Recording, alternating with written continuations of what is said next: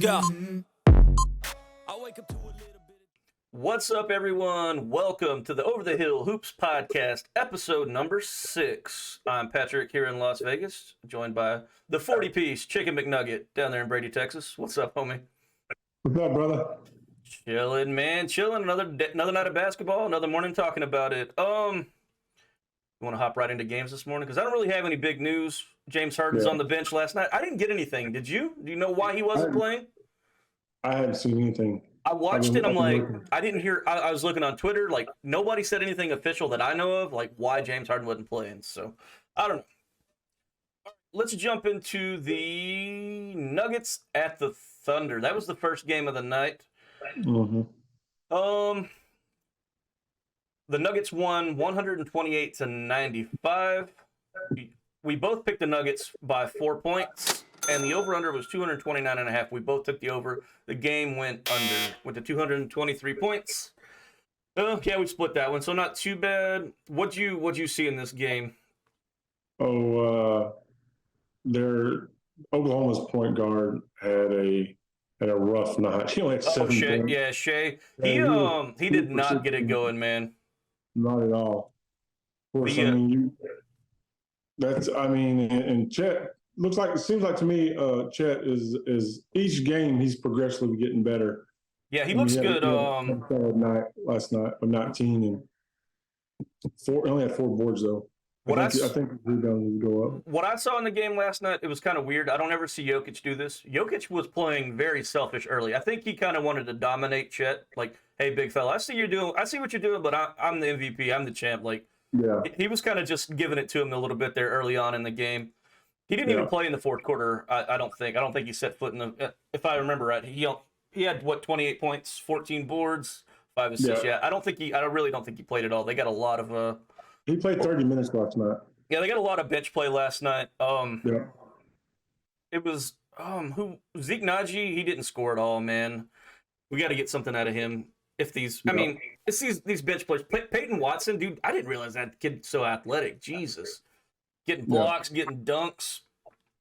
Yeah, Christian Braun played a better game. 13 points. That's what the Nuggets need out of that guy right there to compete again this year. Like you said, on the other side of the ball, I hate that, man. Just when I get on the Shea bandwagon, I'm like, man, this kid's been sticking it to everybody for years. I'm with him, and then he goes out and puts up 7 points. I know he had a bad game, but still, man. Like, come on, Shea. Yeah, 2 for 16 from the field. Yeah, he had a rough game, man. He had a rough game. No good. Yeah. All right, let's move on to the next game. It was the Warriors at the Rockets. The Warriors won 106-95. We both took the Warriors at -4.5. We both took the under at 225 points. So we swept that. We won both of those. Steph Curry did Dillion Brooks dirty, man. Oh my God! Yeah. Did you see that play? Yes. It was crazy. Which I like to see that, man. Golden State. Chris Paul come off the bench for the first time in his career last night. Yeah, he did. So. That's the only way you make that team work. It would be like if the Golden State Warriors signed Russell Westbrook. You're not gonna Westbrook and Chris Paul play similar. I think Chris Paul's a better facilitator, and Westbrook's a better scorer, not shooter. Neither one of them really shoot great. That's the thing. If you're playing on that team, like, you need to be able to score if Steph Curry has the ball in his hand, and neither one of them are great scorers, like shooters. So they have to come off the bench and play with that second unit, I think. Yeah, Steph, he didn't really get really into it. I mean, he only put up 24 points, but like he did Dillion Brooks so dirty on that play. I loved it because, to see how much Dillion Brooks liked to talk and then to see Steph Curry just stick it to him is funny to me. Mm-hmm. Did you hear what Dillion Brooks said about Wembanyama last game? They asked him, they said, what's your take on the rookie? He's just tall. So yeah, and then he dunked on him. He didn't want any part of that second dunk. No, not at all. Klay Thompson moved to number 10 all time on the three-pointers made list last night. That's pretty good, yeah. Mm-hmm. Yeah, this team, I still don't know where they're at. I'm still up in the air on Golden State. I had them picked at number 5 coming into the year, I think 5 or 6. 4 or 5. I had the Lakers at 4. I think I have Golden State at 5, if I remember right. Maybe 6. I don't remember, but I'm not sure if I'm right or wrong on that yet. We'll have to see. Yeah, like I said about Houston, though, let's switch over to them. These dudes, I'm still sticking with it. Worst offense in basketball. I agree. You know, they're averaging 90 and less points a game. I think that in the second game they went to overtime and put up 122, but I didn't even really pay attention to him. Senguin, that kid, that center, man, he's pretty good. He's not bad. And then Jabari Smith's pretty good, 14 points. Jalen Green is their best player on the team. Van Vliet, man, he's got to get this thing going this year, though. You got that contract, homie. You got to start putting in some points. Yeah, for sure. All right, I'm not even going to talk about the bench for them because they're bad. All right, let's run over to the Hawks and the Bucks game. This was a shocker to me, man. This one really hurt because it was one that I actually bet on. Atlanta Hawks stuck it to him, bro. Like, what can you say about it? Like, Dame barely. He didn't even get 10, did he? I got the box score somewhere. He got 6 points. 6 points, yeah. I see it on the box score now. This may be one of his worst games of his career. I think third time in his career he hasn't scored 10 points or something like that, or maybe he was 2 for 12 from the field and 2 for 8 from 3-point line. Yeah, it was horrible. Giannis played pretty decent. Other than that, like, not having Chris Middleton hurt him, even though he hasn't done a lot this year. Yeah, but you still got to count for him out there on the perimeter, though. Right, yeah. Brook Lopez is playing good this year, too. I'm liking what I'm seeing out of him. Yeah, I like Brook Lopez this year. Yeah, Bobby Portis did what he's going to do, 12 points. Yeah. That's about what he's at. Malik Beasley, I guess. 18 points. Sure. Yeah. I was shocked by how good Atlanta played them. They just mollywopped them. Yeah, Trae Young with 20. Yeah, if Dame can get it going, the Bucks win that. I think the Bucks were -6. I bet on them actually. I went 4 for 6 actual live betting in the casino, and I have it written down somewhere what I went. I went 9 for 12. You went 6 for 12 last night actually in our picks. But I did get lucky on the last game. We'll talk about that later. We would have probably split it out on that. All right, let's move on from this game. Yeah, like you said, Trae Young did great. I don't know what to think about this team yet. I still have them at 7 or 8 in the East, but I'm not sure. Yeah. I don't know where you put them, but I don't remember. I think it was around the same, I believe. All right, let's move over to the Blazers 76ers. Like I said when we started the show, Harden was there. He was on the bench, though. I didn't really get any word as to why he wasn't playing. But I don't know. I don't know what's up with that, man. All right, so the Blazers are probably the worst team. I've said that a few times, so I'm not expecting a lot out of them. Shadon Sharp looks good, though, man. He's out there getting it done. I think DeAndre Ayton is averaging 6 points a game this year, too, so got to have better than that. Malcolm Brogdon, 6 Man of the year last year. He's doing it. Yeah. Let me. I forgot to talk about the point spread in this game. Did I even do the last game? Did we do the point spread in the Bucks and the Hawks? I don't remember. Reverse. All right. We both we both took the Bucks -7 at home. They lost, of course. The Hawks won 127-110. The over/under was 238.5 points. I took the over. You took the under. It went to 237 points. So you won that one. All right. Now, let's go back to where we were at. Blazers at the 76ers. The spread was -9.5 in favor of the 76ers at home. The over/under was 218 points. I took the over and won. You took the under and lost. The 76ers won 126-98. 224 points in the game. What'd you take away from this game? 76ers just dominated. Of course, Portland's maybe the second worst offense in the league. They're bad. They're bad, man. Tyrese Maxey, 26. He was right there at 30. I know he's there again. Yeah. Yeah, he's right there again. Of course, Embiid. He was Tobias Harris got it going last night too with 24. Yeah, they're going to need that. And what's killing them, man? And I know they're not expecting a lot out of him. PJ Tucker, you have to get 6-8 points a game, man. You can't be getting 3. The last game he got 0. Come on, man, put up some points. I shot the ball 4 times last night. Oubre came in with 12 off the bench. That dude's instant offense, but he And he's been solid, though. He's been great. And he was playing good defense last night. He got a couple of good blocks. Last 3 games, he's been solid bench play from him. So absolutely. They need that. Patrick Beverly needs to get it going a little bit more. I expect him to get 4 to 6 points a game. That's kind of where I think he's going to be this year. But he had a really good steal. I think in the third quarter. I remember when it was. But he's doing what he does on defense. So, do we need to talk about Portland any at all? Besides DeAndre Ayton averaging 16, Jeremy Grant getting 17, Shaedon Sharp getting 20, that's good for him. I like that kid a lot. They start doing better. We'll start giving them more. Yeah, a little more coverage. Yeah. All right, next game is the Spurs at the Clippers. We both took the Spurs -9 at home. I took the under 228.5. You took the over. I won that one. You lost.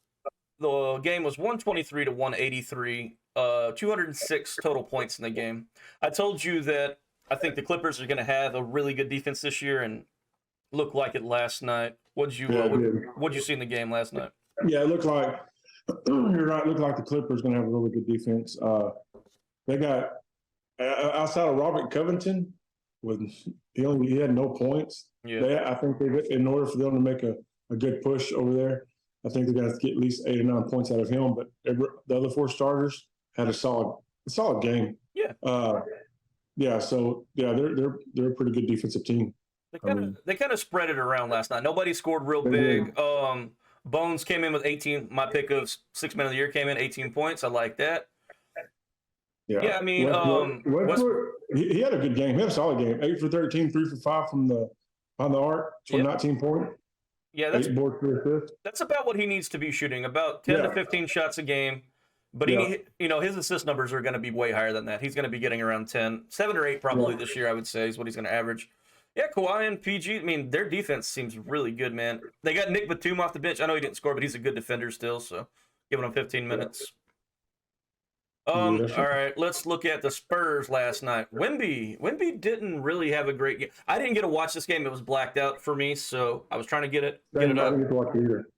Looks like Wemby I did catch the highlights. He didn't have a great shooting night, only shot 40%, so that's, big guys usually have a lot higher percentage. I know he stretches the floor quite a bit, so his percentage is going to be a little lower. But like Devin Vassell didn't get it going. Looks like Keldon Johnson only had 5 points. What's that? They also had 12 from the bench. Yeah. I mean this team here is going to be. I think I picked them to be the 8th seed, and I think that's probably about right. Where they're going to be 8, 9, something like that, fighting for that play-in spot. All right, let's get to the last game of the night. Which was the best game of all day. It was a great game. We had your Lakers versus the Sacramento Kings. The Kings were favored 2.5 at home. The over-under was 234 points. Oh, sorry. I took the Kings at home. I won that. You took the Lakers and lost. Home team baseball bet. Lost. I took the over 234 points. You took the under. I won. It was 132 to 127 in favor of the Kings, 259 points. This game did go to overtime. This is what I was talking about. I got lucky. It got down. If LeBron doesn't score there at the end of the game, then it doesn't go to overtime, so I lose the over, and I lose also the point spreads. It would have been a 2-point game. The Kings still would have won, but, Keegan Murray missed that 3 at the end of regulation to go ahead by 3. I got lucky. I actually bet on this both ways in the casino, and I won both. I got lucky, though. All right, so you said you had some criticism you wanted to throw out there at Darvin Ham, I think. So the way they're managing his minutes is ridiculous. So the first 3 quarters, he's got maybe 20 minutes, 21 minutes at most. And then he ended up with 39 minutes last night. Yesterday, I told you he'd have 32 plus minutes. Yeah. Well, his time management was done because, first off, the first quarter, Sacramento put up a solid 41-point quarter. Yeah, that a really good put up 28 points. Yeah. So they go throughout the 3 quarters. They're playing from behind. Why do you wait until the 4th quarter to start playing him heavily and they're from behind? That's so dumb. I think he needs more minutes through the course of the game, spread it out, in order to facilitate and to take over his, because LeBron's the type of player he's a facilitator, but he takes over at certain points of each quarter. Yeah. I just thought they waited too late in order to pull the trigger on him to get that many minutes. My opinion. If you look at LeBron, his plus minus, when he's on the floor, they're usually in the positive. I know it wasn't like that last night. When LeBron's playing minutes, they're usually winning more. They're usually scoring more points than the other team. That's how the plus minus works. But well, going into the fourth quarter, dude, he only shot 8 times in the fourth quarter. So you can't have that in order to win. Not taking nothing away from Sacramento. They're tough. They are tough. De'Aaron Fox is amazing point guard. Probably very underrated in the league right now. But you have to. I think you have to spread him. He needs more playing time through the course of 3 quarters instead of the last quarter. It's not going to work like that and then win games this year. The Lakers. Sorry. Go ahead. My guy AR. Horrible last night. He did not have a good game. 1 for 8. Yeah. Dude, I don't know what happened to this guy last night. Matter of fact, the fourth and overtime, he didn't play. Yeah. He's going to get it together. I mean, he just had a bad night, I think. Sure. The thing about the Lakers is, and you go back and look at the Western Conference Finals last year, they dig a hole deep, they get down 15, 20 points, and they always have these runs to get back in the game. Like, if they could cut that out, I mean, I know they got swept in the finals, the Western Conference Finals, but they were in most of those games. I mean, there was a couple that kind of all year like that all year last year, though. You can't get down 20 points at halftime and be like, well, I guess we're going to try to get back in this game. Like, they always do that, and I don't know what causes that. Yeah, I don't know what causes that. All right, let's flip over to Sacramento's side of the ball. This is one of my favorite teams coming in this year. Like you said, De'Aaron Fox, man, he was just going off. He got hurt in the fourth quarter. Man, whenever my wife and I were watching it and we saw it, and I was like, "Oh, he's done. He's done for the year." And then he comes back in a few minutes later. And I'm like, "Dude, there's no way." And I guess it was just adrenaline or whatever, because he comes back in, he makes that shot in the paint, and then he knocks down a 3. I'm like, "Oh, he's fine." And then after that, he just couldn't make a shot for the rest of the fourth quarter and didn't play in overtime. So I guess adrenaline was able to keep him in the game, and then whenever regulation ended. He got he sat down, and it wasn't good for him. He's probably going to miss a couple weeks, I bet. What helped them in overtime was Malik Monk went off in overtime. Malik Monk and Kevin Huerter, man. And Kevin Huerter, yeah, they both went off. The 3-point shooting overtime, they hit like 2 big threes in overtime that 3 that put on. But I tell you what though, Sabonis fouled out. He was having a good game until he fouled out. He was 15 and 5. I was really impressed with the Kings in overtime. Without Sabonis and without Fox, they're still able to get it done. So, well, they got a few shooters there, man. Dude, Keegan Murray. I don't know how close if you even got to watch the game or how close you watched it. Yeah. And I think it was either early fourth quarter or late third. Mike Brown. All right, so Keegan Murray catches the ball, and he pump fakes on a 3, and then he travels. And Mike Brown sending in who's he sending in? I forget who it was. He was Vezenkov, I think his name is Vezenkov, or I can't say it. He was going to send him in. He goes to check in at the table because Keegan Murray didn't shoot the 3, and then literally the next possession down, Keegan grabs the ball and shoots a 3 and makes it, and goes to the bench. Or Keegan Murray makes a 3 and runs back, and he sends the other player back to the bench. And Mike Brown just like, it's all cool. And then the interview, they're asking Mike Brown about it, and they're like, so what happened to the Keegan Murray thing? You saw you're going to put in another player, and he said, yeah, he passed up on that 3. He's one of the best shooters I've ever seen. He has to shoot those. If he's not going to shoot him, he's going to be on the bench. He said on the next possession he made that, he looked at me and he said, F you, and started laughing. And like he said, I love that. That's what I need out of my guys right there. So that's pretty awesome, man, that he's got that kind of trust in that in Keegan Murray in his second year. He was my pick to win Rookie of the Year last year. I know Paolo got it, but I'm big on Keegan Murray, man. He's a good dude. Really good basketball player. All right. He's a good player. That's all the games. I mean, that's everything we got to cover for last night's game. You want to hop into today's point spreads and see where we're at? Yeah. All right, let me pull the lines up. You got injury reports for me? Yeah, 1 second. I'm pulling it up. Well, let's see what we got here. Oh, that ain't it. NBA. Daily lines. All right. Tonight we don't have a lot of banger games. It's about like last night was kind of lame with how it went, but we do have the Miami Heat at the Bucks tonight. That's going to be a pretty good one. We got the Golden State Warriors at the Pelicans. Other than that, I don't see a lot of really good games that I'm interested in watching. I mean, I'm going to watch them, but there's not like any real bangers on. So, Yeah. all right. First game of the night's Brooklyn Nets at the Charlotte Hornets. Who you got for injuries on this thing? Nets has Nick Claxton out and Cameron Johnson is out. Oh, yeah, he was out. Cam was out last game, right? Yeah, that's why Cam Thomas got to start. All right. Well, who does Charlotte have out tonight? No one. No one. Okay, so Brooklyn Nets are favored 1 point on the road. And the over-under is 228.5. Where are you going with this one? I'm going Brooklyn. You're taking Brooklyn -1? Yes. And I'm probably going to take the I think they get to the over. You're taking Brooklyn and the over. Yeah, I guess. Yeah, these are two of those teams that are kind of play-in type teams. I'm going to take Brooklyn and the under, I think, in this game.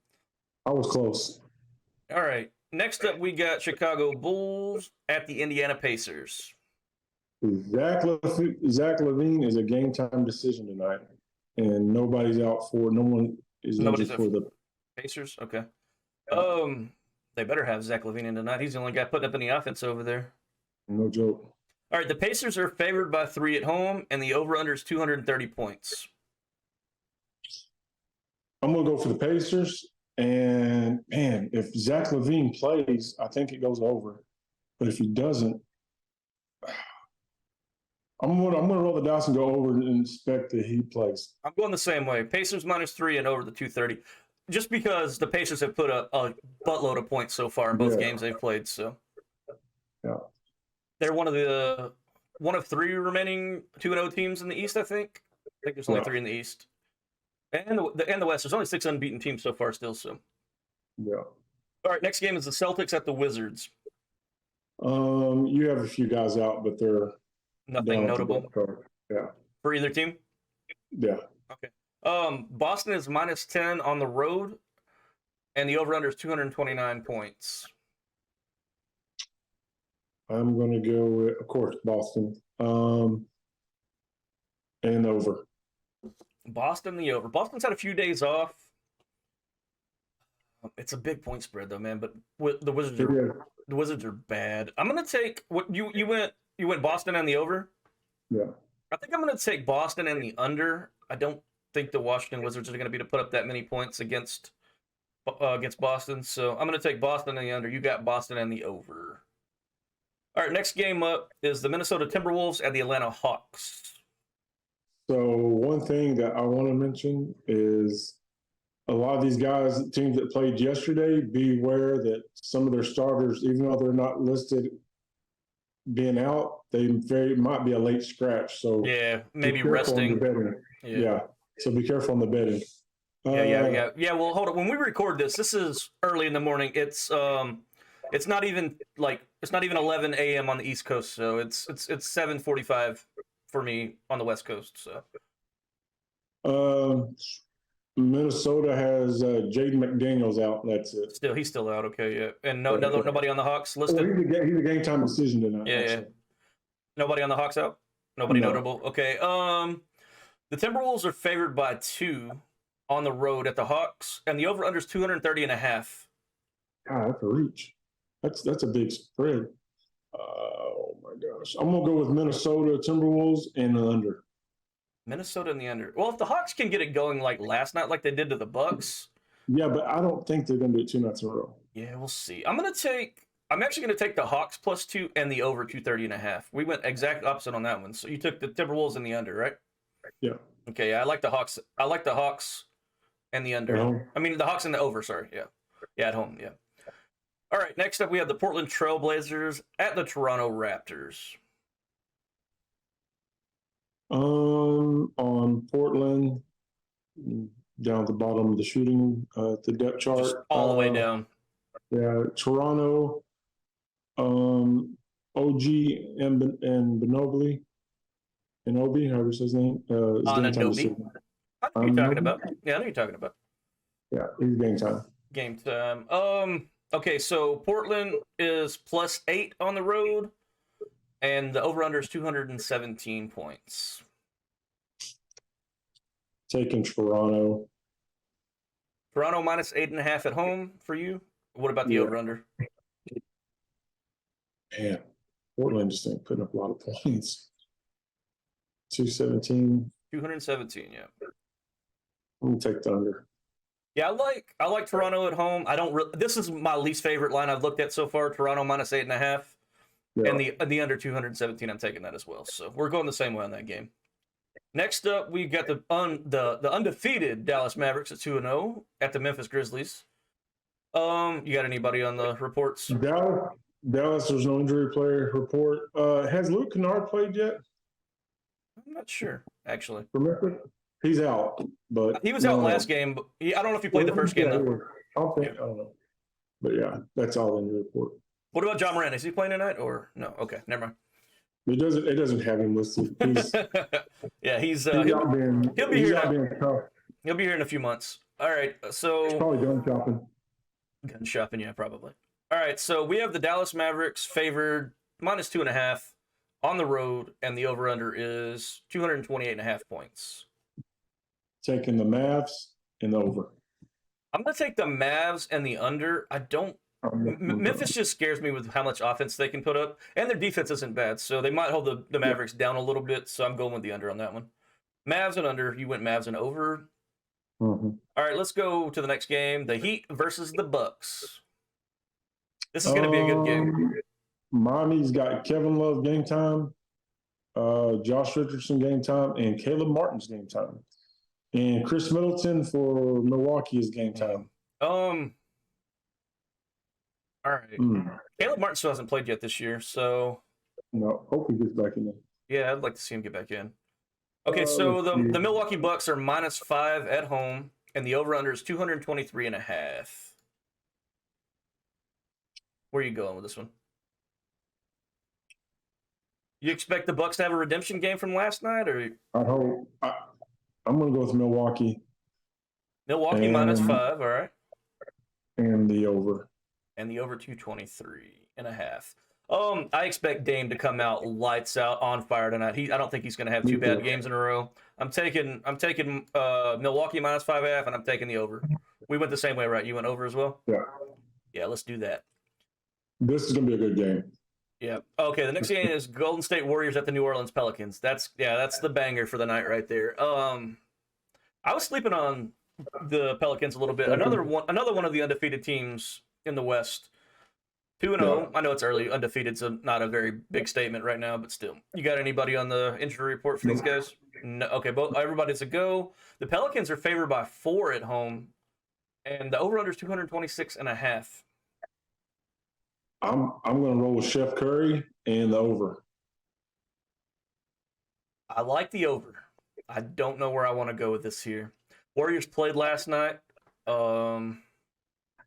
This crazy thing is, I hope before the game they don't rest Curry. Yeah. If they rest Curry, then the Pelicans are going to win this game. We can't do anything about that, though. It's early in the morning. Yeah. I'm going to take the Pelicans at home either way, since the Warriors played last night. They're on a road trip. Yeah, I'm going to take the Pelicans -4 at home, and I'm taking the over. Both teams seem to be clicking on offense, so Pelicans and over, and you took the Warriors and over, right? Yeah. All right, moving on. Detroit Pistons, the slept-on Detroit Pistons, and the underwhelming Oklahoma City Thunder from last night. They got it put on them by the Nuggets. Yeah. No injury report on either one. Too far on the depth chart.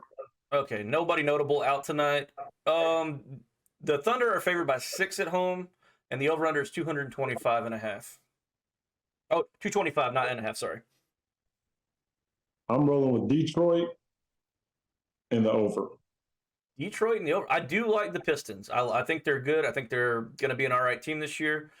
But I expect a big game out of Oklahoma City since they got dumped on last night pretty badly. I think Shea has a redemption game just like Dame.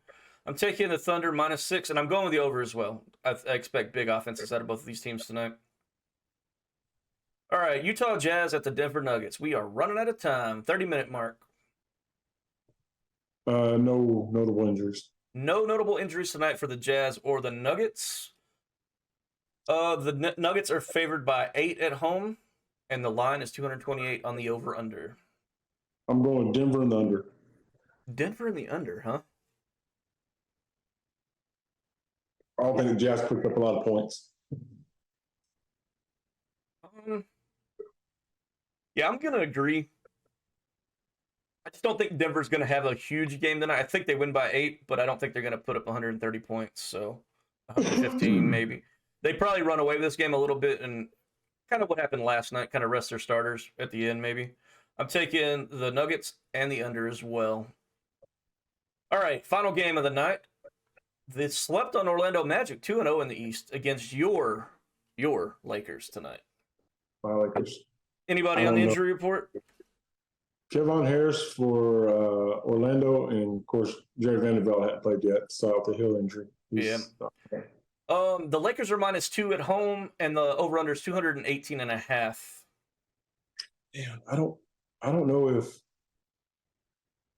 I'm gonna take the over. I don't know if LeBron and AD's playing. Surely one of them is playing. You'll never know till game time. This might be a game they rest them though. Honestly, they're probably thinking it's the. But they did lose last night, so they may be playing. If they would have won last night, they may have rested them tonight. But I don't know that they rest them when they lost last night. But we'll see, I guess. Home team. I'm going with the Lakers and the over. Yeah. I almost went with Magic, but if I knew for sure that those other two guys didn't play, I may go with Magic. But I'm going to go with the Lakers and the over. AD had a really good game on Domantas Sabonis last night. He played. He had two games in a row, back to back. Yeah, I mean, he just played great defense on Sabonis. Sabonis only had like 12 points, I think, or something. So. Yeah. This one I don't know on, man. To be honest, I want to pick the Lakers. I want to, but they are playing 2 nights in a row. They went to overtime last night. You know, they've had to play longer.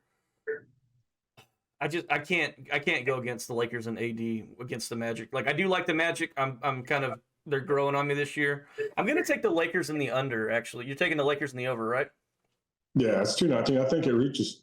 Yeah, we'll see. I'm not expecting big offensive games from either team, so we'll see. That's all of the games, though. I like the there's not really any big bangers tonight, like I said. Like the Warriors at the Pelicans and the Heat at the Bucks are the 2 best games of the night. So yeah. Last night was a letdown for basketball. On a Saturday night, I was like, man, on a Sunday night, I was like, we're gonna get some good stuff going on, and it was just kind of meh. Yeah, I'm looking forward to some of those heavyweights battling it out. So yeah. Well, we got anything else we need to talk about today? Darvin Ham, anything else? No, he just needs to be smarter with his minutes play. I think that's just my opinion. You got to play more than 5 minutes 30 seconds a quarter. I'll tell you this, and I think I mentioned this last year, and I don't know. This could be a conspiracy in me. I'm not sure. Do you think that the NBA passes down word like, hey, we need these big market teams to win so we make more money? We got to get them more calls. Because I see it a lot, and I mentioned this last year with LA. LA was shooting more, the Lakers were shooting more free throws than anybody, which I know they get to the paint a lot more. They weren't, they get in there. And Boston, too. Like, these are the 2 biggest market teams in basketball. And it seems like they always get favorable calls. And I know it's just like one of those things. It's like, I'm not a big conspiracy guy unless there's money involved. I don't know. I kind of feel like these guys get favorable, like, you see, like, Tatum go down and not really get fouled and get it called. I mean, I know, and LeBron, they're the biggest stars in basketball, 2 of the biggest stars in basketball, but some of these other guys don't get those calls, man. LeBron don't get a lot of calls. He doesn't. I understand what you're saying. He doesn't get a lot of calls. I understand where you're coming from. I think he gets a lot more calls since he moved to LA versus when he was in Cleveland.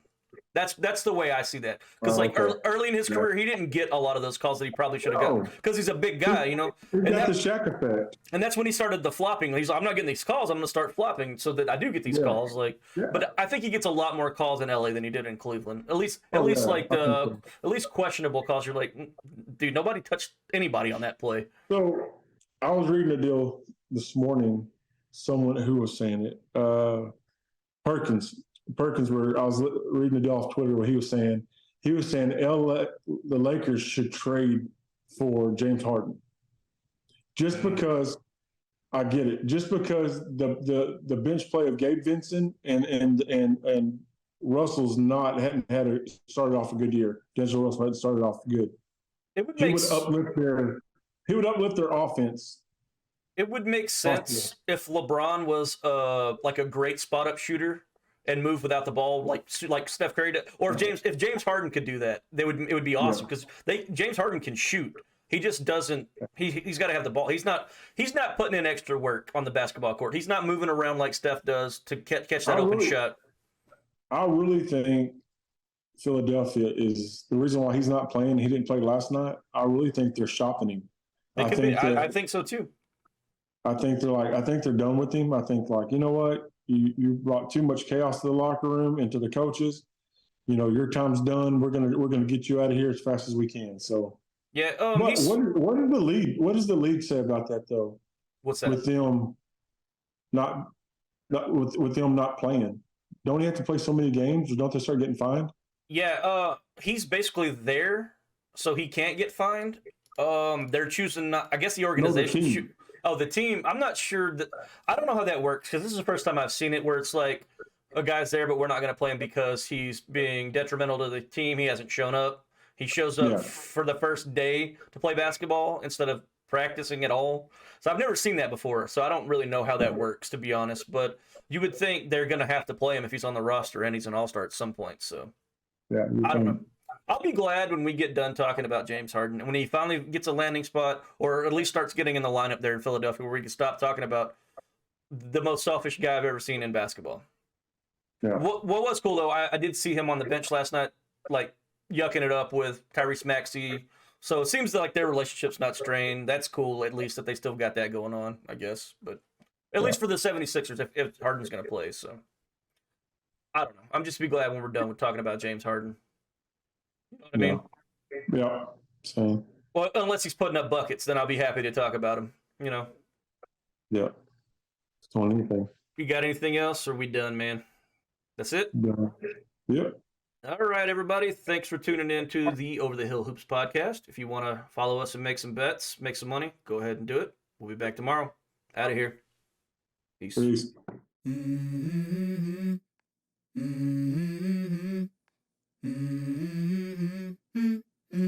Let's go.